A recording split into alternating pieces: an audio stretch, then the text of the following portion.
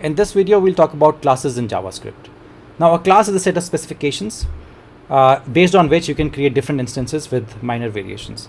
Now, this sounds very abstract to you right now, and I know that. So what I'll do is I'll show you a couple of examples, and then it'll make a lot more sense to you.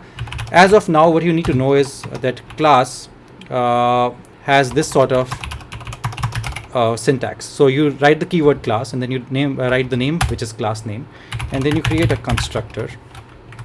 And then inside the constructor you define something, right? So this is what a class looks like.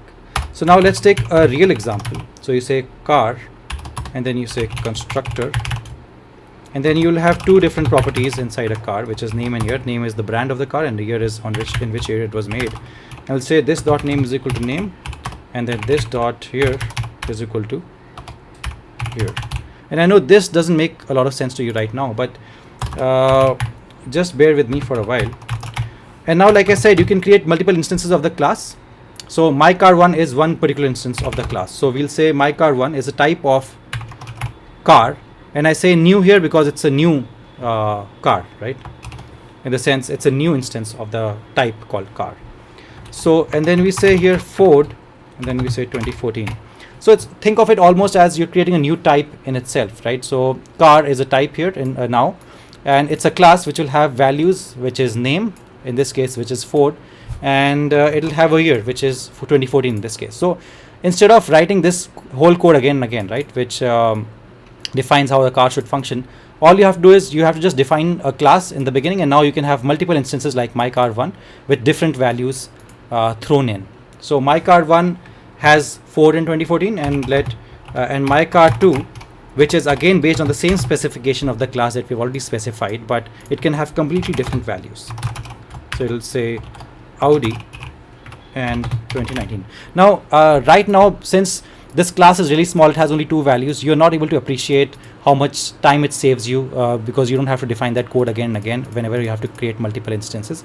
But when we tackle more difficult and more complicated programs later on into this course, you'll see that a class can have a lot of values, a lot of different properties, and in those cases it makes a lot of sense because you'll have, let's say, 30-40 different instances of a class in a program, right? So in those cases it makes a lot of sense because you don't want to be again and again repeating the same code. So when you have myCar1, you can, it's very easy to just say that it has two different values, but the values are completely different for myCar1 and completely different for myCar2, even though they follow the same specifications, which is they're both a car, right, which is a completely new data type that you just created. Now, classes can also have methods. Just like you have methods in objects, you can have methods in classes as well. So what I'll do right now is I'll create a method called age inside this class called car, and it'll say date is equal to new date, which is basically today's date, and I'll return date dot get full year, which is a function in JavaScript which gets us the year. I'll say this dot year, right? So today's date, which is 2021, and this dot year, which will be 2014 in this case and 2019 in this case, it'll subtract these from that, right? And all I have to do now is say document dot write my car is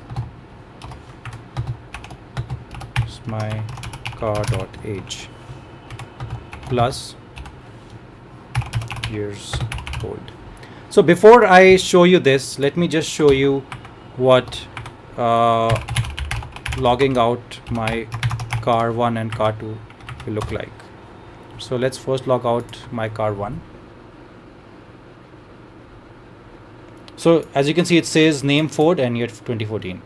And if I say my car2, and if I run that also, so I'll see both of these cars that I was expecting here. One car has name Ford and year 2014, and the other car has name Audi and year 2019. So I have both of my cars here. So yeah, I just want to show you that before I showed you the other output. And then when we say document.write, I'm not able to remove this comment for some reason, I don't know why. Yeah, so you have document.write, and then you have my car is mycar.age so we are calling the .age function inside myCar, sorry, myCar1, okay, years old, and then we'll have the same thing, document dot write my car is plus my car2 dot age plus years old. So we are expecting this to be 7 years old, this to be 1 year old, right? Let's run. So yeah, we get the exact result that we want. My car is 7 years old and my car is 2 years old. So what's happening here is that you're passing 2014. 2014 becomes this dot here for my car1. And so when we call the function age for my car1, which is my car1 dot age, right? When you call that, then you get 2021 minus 2014, and then you get the answer 7. And whereas for the second car, you have this dot here is 2019, and you get 2021 minus this dot here, you get the result as 2 years. Now you can also send parameters to this class. What I mean by parameters is, let me show you by example. So let me remove this and let me pass a parameter called x here. Say return x minus this dot here. Okay. And here let me say let date is equal to new date, which is today's date, and let year is equal to date dot get full year, which will get me the year that is right now, 2021, and I'm going to pass that year, which is 2021, in both of these functions, both of these methods, right? So let's see, look at the output first, and then let's try to understand what's happening. So the output is exactly the same. So what's here happening right now is that from outside itself, I'm passing the parameter called here inside this method called age, and it's doing what it's doing is it's taking 2021, which is the year right now, and it's subtracting that with this dot here. So this dot here for my car 1 is 2014, and this dot here for my car 2 is 2019. So it's giving us my car is 7 years old and my car is 2 years old. So what I'm saying here is that you can have methods inside classes. You can also have parameters inside those methods, inside those classes, right? And then you can have multiple instances of those classes, and you can also run those methods for those multiple instances. So it might be a little too much to take in. You can watch this video again and again, like 2-3 times, and then you'll probably understand it much better. And I hope I was able to help you a little bit, and you took away at least something from this video. And but you'll get all of this by practice. If you practice a lot, then you'll understand all of this much better. And if you like this video, then do watch the other videos in this series. They're also really helpful. And don't shy away from subscribing to this channel. And thanks a lot for watching.